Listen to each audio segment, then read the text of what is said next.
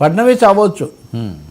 Sir Priyanka Gandhi గారిని ఎలా చూడాలి? 2 లక్షల పైబడి అసలు ఊహించిందేనా ఈ విజయం? అంటే ఒకటేమో జార్ఖండ్లో గెలవటము ఉపశమనం, ప్రియాంక గాంధీ రావటం ఏంటంటే కొంచెం ఆ పార్టీకి ఒక వారసుడే ఉన్నాడు, ఇప్పుడు ఇంకో వారసురాలు కూడా వచ్చింది.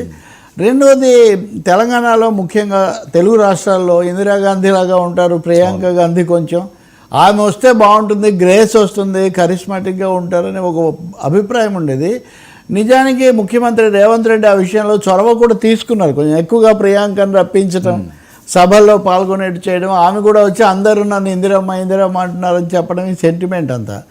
గెలిచారు కానీ అందులో పెద్ద విశేషమేమో వాళ్ళ పార్టీకి సంతోషం తప్ప వాళ్ళు ఏమైనా శివసేన మీద గెలిచుంటే బీజేపీ మీద మహారాష్ట్రలో గెలిచుంటే ఇక్కడ ఉన్నదే ఎల్డీఎఫ్, అది ఎటు తిరిగి ఇండియా కూటమిలో ఉంది, లౌకిక వామపక్ష శక్తులు అక్కడ ఉన్నాయి. అంటే కాంగ్రెస్ పార్టీ యొక్క మిస్ప్లేస్డ్ ప్రయారిటీస్ ఎలా ఉన్నాయి, అందరినీ కలుపుకొని పోయే బదులు వచ్చిన 100 స్థానాలు ఎల్ఓపి లీడర్ ఆఫ్ అపోజిషన్ అయ్యామని ఆనందం ఎక్కువైపోయి వాళ్ళు హర్యానా పోగొట్టుకున్నారు. అవును, ఇప్పుడు మహారాష్ట్ర మరింత కీలకంగా పోగొట్టుకుంటున్నారు.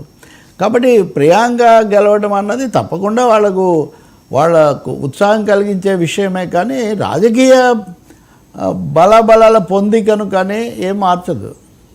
బట్ ఆమె క్రియాశీలంగా ముందుకు వస్తారేమో, రాహుల్ గాంధీని కొంచెం ఆయన తోడుగానో లేకపోతే ముందుగానో అది మనం చూడాలి. ఓకే. రెండోది కేరళ శాసనసభ ఎన్నికలు కూడా 26లో జరగాలి. అక్కడ కమ్యూనిస్ట్ సిపిఎంకు వాళ్ళకు ప్రధానంగా జరుగుతుంది. దానికోసం కేరళలో గెలవడం కోసం కూడా ఈమెను ఉపయోగించుకోవాలని వాళ్ళు ప్రయత్నిస్తారు ఆ పోటీకి. సార్ ఆంధ్రప్రదేశ్ డిప్యూటీ సీఎం గారి ప్రభావం మొత్తం అంతా సోషల్ మీడియాలో హోరెత్తించేస్తున్నారు. పవన్ ప్రభావం జాతీయ నాయకుడిగా ఈయన ఎస్టాబ్లిష్